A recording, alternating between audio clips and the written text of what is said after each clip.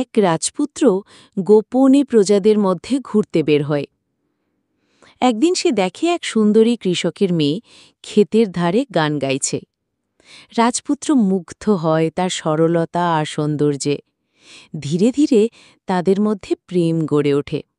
কিন্তু সমাজ, প্রোটোকল আর রাজকীয় বাধা তাদের আলাদা করতে চায়। তবুও তাদের ভালোবাসা থেমে থাকে না। সেই অবধি রাজপুত্র তার ভালোবাসার মানুষটিকে নিয়ে অনেক দূরে অন্য কোথাও চলে যায়। সেইখানে গিয়ে তার ভালোবাসার মানুষটিকে বিয়ে করে, সুখে শান্তিতে জীবন কাটাতে থাকে। শুধু পিছনে পড়ে থাকে তাদের সম্পর্কের শুরুর দিকের ভালো লাগা, ভালোবাসার মুহূর্তগুলো, মহলের চারপাশে ঘুরে বেড়ানো, একান্তে সময় কাটানো দিনগুলো মনে পড়ে। কিন্তু মহলে এখন সব আছে, শুধু তারা নেই। এই মহলটি শুধু তাদের ভালোবাসার সাক্ষী হয়ে থাকবে।